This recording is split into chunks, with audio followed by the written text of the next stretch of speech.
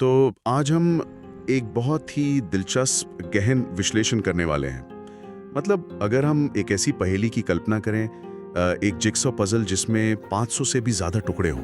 हाँ, और ये टुकड़े कोई आम लकड़ी या कार्डबोर्ड के नहीं है। बिल्कुल, ये बेजान नहीं है। हर टुकड़े की अपनी एक अलग निजी सेना है, अपना खुद का झंडा है और अपना खजाना भी है। और सबसे बड़ी बात, वो एक दूसरे के साथ जुड़ने से पूरी तरह इनकार कर रहे हैं। मतलब कोई कह रहा है कि मुझे अलग देश बनाना है, कोई किसी और दिशा में जाना चाहता है। सही बात है। और 1947 में जब भारत को आज़ादी मिली ना, तो देश का नक्शा बिल्कुल इसी बिखरी हुई पहेली जैसा था। और आज की हमारी इस चर्चा का विषय वो इंसान है जिसने बिना किसी निर्देश पुस्तिका या मैनुअल के इस असंभव सी पहेली को जोड़कर एक आधुनिक राष्ट्र बना दिया। भारत के लौह पुरुष सरदार वल्लभ भाई पटेल। जी, चलिए इसे थोड़ा विस्तार से समझते हैं। आज हमारे पास जो भी ऐतिहासिक दस्तावेज और स्रोत हैं, उनसे हमारा मकसद सिर्फ उनकी जीवनी पढ़ना नहीं है। हम ये समझना चाहते हैं कि कैसे एक साधारण किसान परिवार के बालक ने ये सब मुमकिन कर दिखाया। मैं समझती हूँ कि उस समय के भू राजनीतिक माहौल को देखते हुए आपकी ये पहेली वाली उपमा एकदम सटीक है। हमारे पास जो भी दस्तावेज मौजूद है ना, वो साफ बताते हैं कि पटेल की कहानी असल में संकट के समय में नेतृत्व की कहानी है। मतलब एक तरह से व्यवहारिक राजनीति या प्रैग्मेटिज्म की जीत है। बिल्कुल, ये एक मास्टर क्लास है कि जब भावनाएं और सिर्फ नारे काम नहीं आते, तब एक राष्ट्र का निर्माण जमीनी हकीकत और कठोर फैसलों से कैसे किया जाता है। यही वो पहलू है जिसे आज मैं गहराई से समझना चाह रहा था। मतलब हमें ये नहीं रटना कि उन्होंने किस तारीख को क्या किया, हमें उस मानसिकता को समझना है कि कैसे बिना किसी राजनीतिक विरासत वाला इंसान सैकड़ों रियासतों के शक्तिशाली राजाओं को अपनी शर्तों पर झुकने के लिए मजबूर कर देता है। तो इस पूरी कार्यप्रणाली को समझने के लिए हमें पहले 31 अक्टूबर 1875 को गुजरात के नडियाद लौटना होगा। उनके बचपन की तरफ। जी, उनके पिता झवेर भाई पटेल और माता लाडवा देवी एक बहुत ही साधारण कृषक परिवार से थे। मतलब उनका बचपन किसी राजघराने की सुख सुविधाओं में नहीं बीता। खेतों की मिट्टी और जमीनी संघर्ष के बीच बीता होगा। एकदम सही। लेकिन पता है, जो चीज उन्हें सबसे अलग बनाती थी, वो थी उनकी जिद। उस दौर में बिना किसी आर्थिक समर्थन के उन्होंने दूसरों से किताबें उधार लेकर खुद अंग्रेजी सीखी। अरे वाह। खुद से ही। हाँ। फिर जिला अदालतों में वकालत की और गोधरा और बोरसद जैसी जगहों पर क्रिमिनल लॉयर के रूप में काम किया। रुकिए, ये क्रिमिनल लॉयर वाला हिस्सा बहुत दिलचस्प है। हाँ। क्योंकि अक्सर हम स्वतंत्रता सेनानियों को केवल आदर्शवादी विचारकों के रूप में देखते हैं ना। हाँ, ज्यादातर ऐसा ही होता है। लेकिन अगर कोई इंसान बोरसद जैसी जगह पर आपराधिक मुकदमे लड़ रहा है, तो इसका मतलब है कि वो मानव मनोविज्ञान, सत्ता के खेल और लोगों के झूठ को बहुत करीब से समझ रहा है। मैं बिल्कुल सहमत हूँ। यही वो व्यवहारिक अनुभव था जिसने उनके राजनीतिक करियर की नींव रखी। मतलब क्रिमिनल्स और पुलिस को डील करना। जी, अपराधियों और पुलिस के बीच के इस खेल ने उन्हें ये सिखाया कि लोग डर, लालच और सत्ता के दबाव में असल में कैसे काम करते हैं। बहुत सही पॉइंट है। और अपनी इसी सफलता के दम पर उन्होंने पैसे बचाए, इंग्लैंड गए और मिडिल टेम्पल से कानून की पढ़ाई की। और मजे की बात यह है कि उन्होंने 36 महीने का कोर्स महज 30 महीने में खत्म कर लिया। सच में? 30 महीने में? हाँ। फिर वो एक सफल बैरिस्टर बनके भारत लौटे। अहमदाबाद में उनकी वकालत शानदार चलने लगी। पश्चिमी कपड़े पहनना, क्लब जाना, ब्रिज यानी ताश खेलना। मतलब एकदम हाई क्लास लाइफस्टाइल। बिल्कुल, ये सब उनकी जीवन शैली का हिस्सा बन चुका था। यहाँ आकर एक बात बहुत अजीब लगती है। मतलब जब कोई इंसान इतनी कठिनाई और गरीबी से निकलकर आरामदायक जीवन, पैसा और सफलता हासिल कर लेता है, तो वो ये सब आसानी से नहीं छोड़ता। स्वाभाविक सी बात है। तो फिर पटेल ये सब कुछ त्याग कर एक ऐसे अनिश्चित और खतरनाक स्वतंत्रता संग्राम में क्यों कूद पड़ते हैं? इस वैचारिक बदलाव के पीछे न एक बहुत बड़ा व्यक्तिगत आघात था। जब पटेल केवल 33 साल के थे, तब उनकी पत्नी झवेर बा का अस्पताल में एक ऑपरेशन के दौरान निधन हो गया था। ओह, ये तो बहुत छोटी उम्र थी। हाँ, और दस्तावेज बताते हैं कि पटेल उस समय अदालत में एक गवाह से जिरह कर रहे थे। मतलब वो कोर्ट में थे। अच्छा, फिर क्या हुआ? उन्हें बीच कोर्ट में एक टेलीग्राम लाकर दिया गया। उन्होंने वो टेलीग्राम पढ़ा, उसे चुपचाप अपनी जेब में रखा और अपनी जिरह जारी रखी। क्या बात कर रही हैं? बिना किसी रिएक्शन के? बिल्कुल।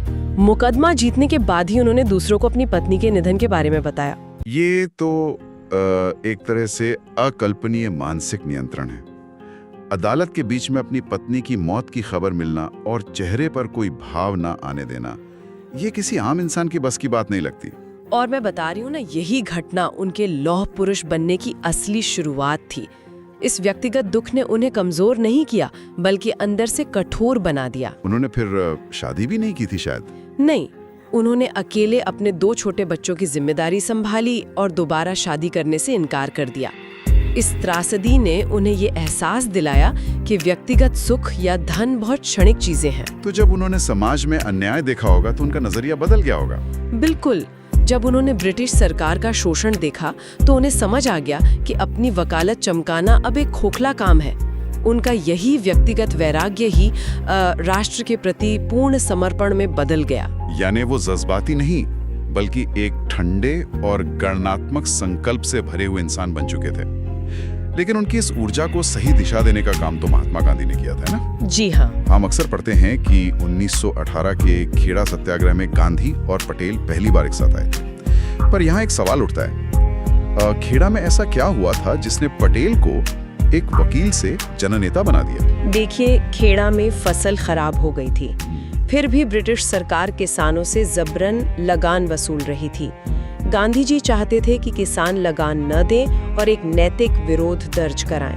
पर गांधी जी के पास जमीन पर काम करने के लिए कोई ढांचा तो था नहीं। एग्जैक्टली। उनके पास कोई संगठनात्मक ढांचा नहीं था। तो पटेल ने ये जिम्मेदारी उठाई।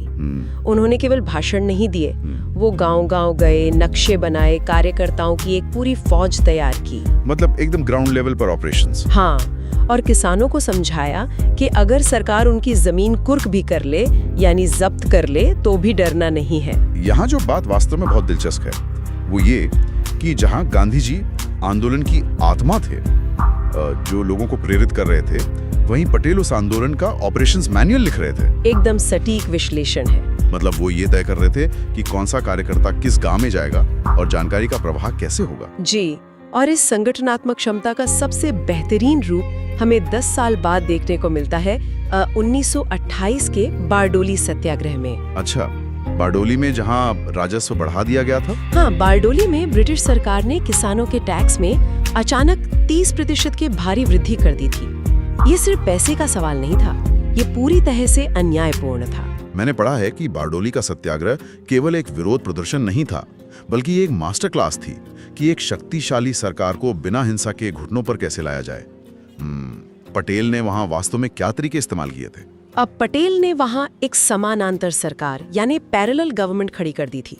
उन्होंने पूरे बारडोली को अलग अलग छावनियों में बांट दिया। हर छावनी का अपना एक नेटवर्क? बिल्कुल, हर छावनी में सूचना पहुंचाने के लिए स्वयंसेवकों का एक नेटवर्क था और उनका सबसे बड़ा हथियार था सशक्त सामाजिक बहिष्कार। सामाजिक बहिष्कार मतलब उन्होंने गांव वालों से साफ कह दिया कि ब्रिटिश अधिकारियों या उनका साथ देने वाले किसी भी व्यक्ति को कोई भी सेवा नहीं दी जाएगी। अरे वाह, यानी अगर कोई ब्रिटिश अधिकारी गांव में आता है तो उसे पीने के लिए पानी या रहने के लिए जगह भी नहीं मिलेगी? नहीं मिलेगी, यहाँ तक कि यात्रा करने के लिए कोई बैलगाड़ी तक नहीं मिलेगी। ये तो सरकार के लिए बहुत बड़ी परेशानी बन गई होगी।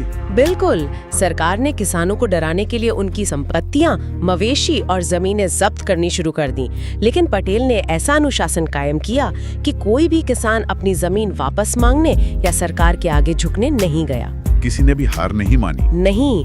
और तो और, जब सरकार ने जब्त की गई जमीनों को नीलाम करने की कोशिश की तो पटेल के सूचना नेटवर्क के कारण बाहर से कोई भी व्यक्ति वो जमीन खरीदने की हिम्मत नहीं जुटा पाया। मतलब ये तो पूरी तरह से एक प्रशासनिक नाकेबंदी थी। एकदम। अंततः ब्रिटिश सरकार को हार माननी पड़ी और कर वृद्धि को रद्द करना पड़ा। मुझे लगता है कि इतिहास का ये एक बहुत ही शानदार क्षण है जो अक्सर बड़े जन आंदोलनों की छाया में छिप जाता है। गांधी जी का तरीका था उपवास रखकर हृदय परिवर्तन करना, लेकिन पटेल का तरीका था विरोधी की सप्लाई चेन को काट देना। हाँ, और उसे जमीनी स्तर पे पंगु बना देना। ये व्यावहारिकता का चरम है और इसी शानदार जीत के बाद वहाँ की महिलाओं और किसानों ने उन्हें सरदार की उपाधि दी थी ना।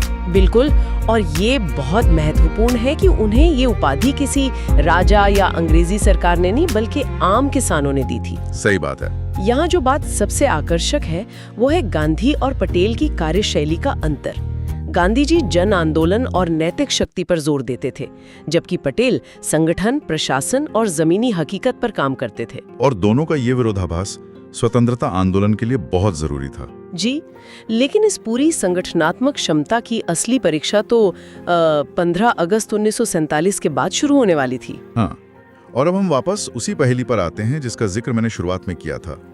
1947 देश आजाद हो चुका था, लेकिन असत्ता हस्तांतरण के दस्तावेजों में एक बहुत बड़ा कानूनी पेंच था। वो रियासतों वाला पेंच। हाँ, अंग्रेजों ने 565 देशी रियासतों को ये छूट दे दी थी कि वे चाहें तो भारत में शामिल हों, चाहे तो पाकिस्तान में, या फिर अपना एक स्वतंत्र देश बना ले। अगर हम इस स्थिति की कल्पना करें तो भारत के नक्शे के बीचों बीच सैकड़ों छोटे छोटे स्वतंत्र देश पनप सकते थे। मतलब ये तो देश के जन्म लेने से पहले ही उसके टुकड़े टुकड़े हो जाने जैसी स्थिति थी। ये एक बहुत बड़ा जियोपॉलिटिकल नाइटमेयर था। अगर ये रियासतें अलग रहती तो आज भारत एक देश नहीं बल्कि छोटे छोटे देशों का एक बिखरा हुआ समूह होता। मतलब दिल्ली से मुंबई जाने के लिए शायद 10 अलग अलग देशों का वीजा लेना पड़ता। बिल्कुल, देश की कोई सुरक्षित सीमा नहीं होती, कोई एक अर्थव्यवस्था नहीं होती। और यहीं पर पहले उप प्रधानमंत्री और गृह मंत्री के रूप में सरदार पटेल और उनके सचिव वीपी मेनन ने इतिहास का सबसे बड़ा कूटनीतिक अभियान शुरू किया। मैंने वीपी मेनन की वो किताब पढ़ी है, the story of the integration of the Indian states. बहुत शानदार किताब है। जी, मुझे हमेशा ये बात चौंकाती है कि आप किसानों को तो अनुशासन के लिए मना सकते हैं, लेकिन जिन राजाओं के पास अपनी सेनाएं हैं, अरबों की दौलत है, वो खुद को संप्रभु मानते हैं, उन पर बारडोली वाला तरीका कैसे काम करेगा? पटेल जानते थे कि यहाँ केवल आदर्शवाद काम नहीं आएगा। यहाँ कूटनीति के साथ गाजर और छड़ी यानी कैरेट एंड स्टिक का सिद्धांत अपनाना होगा। अच्छा, तो उन्होंने मेनन के साथ मिलकर क्या किया? मेनन के साथ मिलकर उन्होंने इंस्ट्रूमेंट ऑफ एक्सेशन का मसौदा तैयार किया। पटेल का रुख स्पष्ट था। उन्होंने राजाओं को गाजर के रूप में प्रिवी पर्स की पेशकश की। प्रिवी पर्स मतलब उन्हें पेंशन दी जाएगी? जी, यानी अगर वे स्वेच्छा से भारत में शामिल होते हैं तो उन्हें उनकी जीवन शैली बनाए रखने के लिए एक निश्चित पेंशन दी जाएगी और उनकी उपाधियां बरकरार रहेंगी। ये तो हो गई गाजर। और छड़ी क्या थी? छड़ी बहुत व्यवहारिक थी। पटेल ने उन्हें समझाया कि चारों तरफ लोकतंत्र की लहर उठ चुकी है। अगर राजा नहीं मानेंगे तो उनकी अपनी ही जनता उनके खिलाफ विद्रोह कर देगी। और अगर जनता ने विद्रोह किया तो भारत सरकार बचाने नहीं आएगी। एकदम सही। पटेल ने साफ कर दिया कि हम कोई मदद नहीं करेंगे। ये एक छिपा हुआ लेकिन बहुत कड़ा कूटनीतिक संदेश था। तो ज्यादातर राजाओं ने हवा का रुख भांप लिया होगा। हाँ, बिना किसी खून खराबे के विलय पत्र पर हस्ताक्षर कर दिए।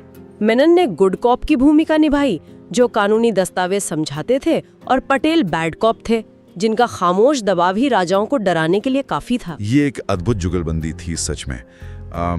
लेकिन इस पहेली के कुछ टुकड़े ऐसे थे जो किसी भी तरह जुड़ने को तैयार नहीं थे, जैसे जूनागढ़ और हैदराबाद। जूनागढ़ का मामला तो बहुत ही विचित्र था। हाँ, क्योंकि वहाँ का शासक पाकिस्तान के साथ जाना चाहता था, जबकि वो रियासत भौगोलिक रूप से भारत के अंदर थी। जूनागढ़ एक बहुत ही जटिल कूटनीतिक परीक्षण था।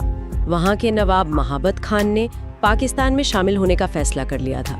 समस्या ये थी कि जूनागढ़ की 80% से अधिक आबादी हिंदू थी और वो भारत के साथ रहना चाहती थी। बिल्कुल। पटेल ने यहाँ बहुत ही रणनीतिक चाल चली। उन्होंने तुरंत सैन्य हमला नहीं किया, क्योंकि इससे अंतर्राष्ट्रीय स्तर पर भारत की छवि खराब हो सकती थी। इसके बजाय उन्होंने जूनागढ़ की सीमाओं की घेराबंदी कर दी ताकि उनकी रसद कट जाए। ये तो बारडोली जैसी ही नाकेबंदी हो गई, बस इस बार स्तर बहुत बड़ा था। ठीक कहा आपने। इसके साथ ही जूनागढ़ की जनता ने नवाब के खिलाफ विद्रोह कर दिया और एक अस्थायी सरकार बना ली। फिर तो नवाब घबरा गया होगा। हाँ, जब स्थिति पूरी तरह नियंत्रण से बाहर हो गई तो वो अपने कुत्ते और कुछ संपत्तियों को लेकर रातों रात हवाई जहाज से पाकिस्तान भाग गया। वाह! और उसके बाद? इसके बाद पटेल ने जूनागढ़ में एक जनमत संग्रह करवाया, जिसमें 99% से ज्यादा लोगों ने भारत के पक्ष में वोट दिया। मतलब कानूनी और नैतिक दोनों रूपों में जूनागढ़ भारत का हिस्सा बन गया। कूटनीति और जमीनी दबाव का बेहतरीन मिश्रण। लेकिन जब हम हैदराबाद की बात करते हैं तो वहाँ ये तरीका भी नाकाफी लग रहा था, है ना? हाँ, हैदराबाद कोई छोटी रियासत नहीं थी। वो यूरोप के कई देशों से भी बड़ा था। उसकी अपनी अर्थव्यवस्था थी और निजाम तो उस समय दुनिया के सबसे अमीर लोगों में से एक थे। हैदराबाद की स्थिति जूनागढ़ से कहीं ज्यादा खतरनाक थी। निजाम किसी भी कीमत पर भारत में शामिल नहीं होना चाहता था। तो पटेल ने शुरुआत में क्या किया? पटेल ने उसे समय देने के लिए एक स्टैंडस्टिल एग्रीमेंट किया, लेकिन निजाम ने समय का इस्तेमाल हथियार खरीदने और अपनी स्थिति मजबूत करने के लिए किया।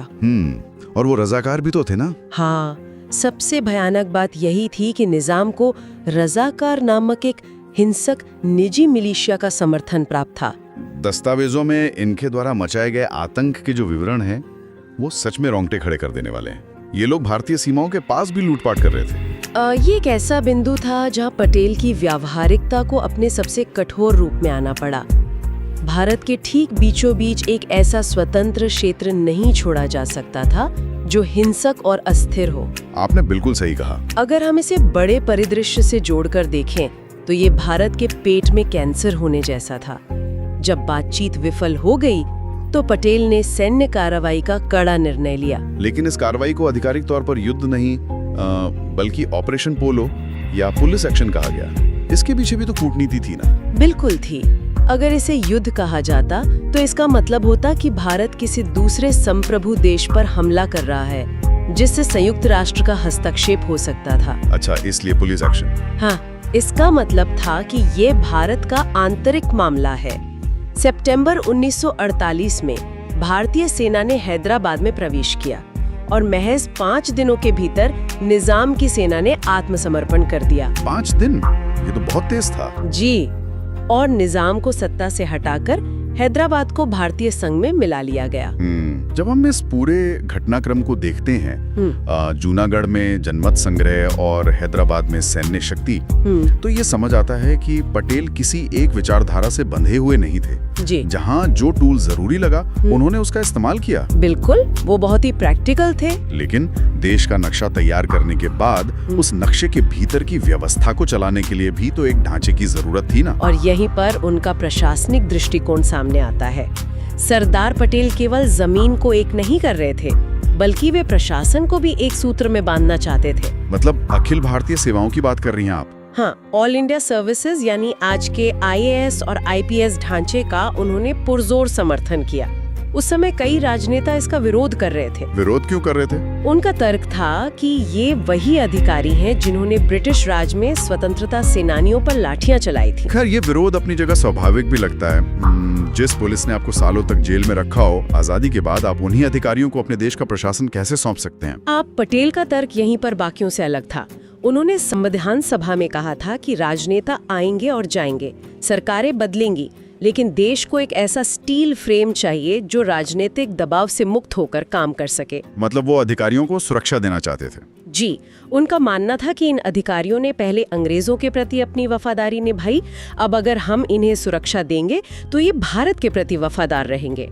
अगर एक मजबूत नौकरशाही नहीं होगी तो राष्ट्र अराजकता में डूब जाएगा। स्टील फ्रेम, ये शब्द आज भी भारतीय नौकरशाही के लिए इस्तेमाल होता है। ये उनकी दूरदृष्टि का ही प्रमाण है। बिल्कुल। लेकिन जब हम 1947 से 50 के बीच के पटेल के जीवन को देखते हैं तो एक बहुत ही मानवीय और दुखद पहलू भी उभर कर आता है। हम अक्सर उन्हें लौह पुरुष मानकर ये भूल जाते हैं कि वो भी इंसान थे। ये सच है। विभाजन के बाद फैले दंगों, शरणार्थियों की समस्या और रियासतों के तनाव ने उनके स्वास्थ्य पर बहुत गहरा असर डाला था। और फिर 30 जनवरी 1948 को गांधी जी की हत्या। हाँ, ये पटेल के लिए एक ऐसा आघात था जिसने उन्हें अंदर से तोड़ दिया। मैंने पढ़ा है कि गांधी जी की हत्या से ठीक पहले पटेल उनके साथ ही थे और उनसे लंबी बातचीत कर रहे थे। एक गृह मंत्री के रूप में देश की सुरक्षा न कर पाने का अपराध बोध उनके लिए असहनीय रहा होगा। बिल्कुल, वो गिल्ट उनके लिए बहुत भारी था। गांधी जी की मृत्यु के बाद पटेल को दिल का दौरा भी पड़ा। अरे! लेकिन जैसे सालों पहले अपनी पत्नी की मृत्यु के समय उन्होंने अपने दुख को हावी नहीं होने दिया था, वैसे ही इस बार भी उन्होंने खुद को संभाला। उनका शरीर थक चुका था, लेकिन उन्होंने आराम करने से इनकार कर दिया। मतलब वो लगातार काम करते रहे। जी, उनका मानना था कि अगर उन्होंने ढील दी तो नया राष्ट्र बिखर जाएगा। और इसी अकल्पनीय कार्यभार के बीच 15 दिसंबर 1950 को मुंबई में उनका निधन हो गया, केवल 75 वर्ष की आयु में। बहुत बड़ी क्षति थी देश के लिए। लेकिन इन 3 सालों के भीतर उन्होंने जो काम किया वो सदियों तक याद रखा जाने वाला था। 1991 में उन्हें मरणोपरांत भारत रत्न मिला और आज हम 31 अक्टूबर को राष्ट्रीय एकता दिवस मनाते हैं। स्रोत सामग्री का बारीकी से अध्ययन करने पर यह साफ होता है कि उनकी सबसे बड़ी विरासत वो भौतिक नक्शा नहीं है जो उन्होंने बनाया, बल्कि वो प्रशासनिक आधार है जिस पर आज का भारत खड़ा है। तो इस सब का क्या मतलब है? आज की इस पूरी चर्चा को अगर हम समेटें तो सरदार पटेल की कहानी केवल एक व्यक्ति की कहानी नहीं है, बल्कि ये एक राष्ट्र के उस स्वरूप के निर्माण की कहानी है जिसे आज हम अपना घर कहते हैं। सही बात है। जब हम देश के एक छोर से दूसरे छोर तक बिना किसी रोक टोक के या बिना किसी वीजा के यात्रा करते हैं तो ये उस एक व्यक्ति के दृढ़ संकल्प का ही परिणाम है। ये ऐतिहासिक विश्लेषण हमें वर्तमान के संदर्भ में एक बहुत ही प्रासंगिक विचार की ओर ले जाता है। पटेल ने ये साबित किया कि महान बनने के लिए बड़े परिवार में जन्म लेना जरूरी नहीं और राष्ट्र का निर्माण केवल भावनात्मक भाषणों से नहीं हो सकता। उसके लिए कठोर और व्यवहारिक फैसले चाहिए। जी, आज हम जिस दौर में जी रहे हैं वो डिजिटल युग है। यहाँ वैचारिक ध्रुवीकरण या पोलराइजेशन चरम पर है। हर बहस मिनटों में अत्यधिक भावनात्मक और उग्र रूप ले लेती है। हाँ, हम समाधान खोजने के बजाय केवल अपनी भावनाओं को सही साबित करने में लगे रहते हैं। बिल्कुल। ये एक बहुत ही विचारणीय बिंदु है। क्या हम शोर और भावनाओं के इस दलदल में उस शांत और परिणाम उन्मुख दृष्टिकोण को खो चुके हैं? अगर सरदार पटेल के वो कठोर और स्पष्ट कार्यवाही वाले सिद्धांत आज के इस समाज में लागू किए जाएं, तो क्या वे हमें एकजुट कर सकते हैं? ये एक ऐसा सवाल है जो इतिहास से निकलकर सीधे हमारे आज को चुनौती देता है। क्या आज हमें भावनात्मक बहसों से ज्यादा पटेल जैसे व्यावहारिक प्रशासन की आवश्यकता है? और यही वो गहरा सवाल है जिसके साथ हम आज के इस गहन विश्लेषण को यही विराम देते हैं। एक साधारण किसान परिवार से निकलकर पहेली के 565 टुकड़ों को एक करने वाले लौह पुरुष की इस कार्य प्रणाली और उनके छोड़े गए सवाल पर अवश्य विचार करें। आज के लिए बस इतना है।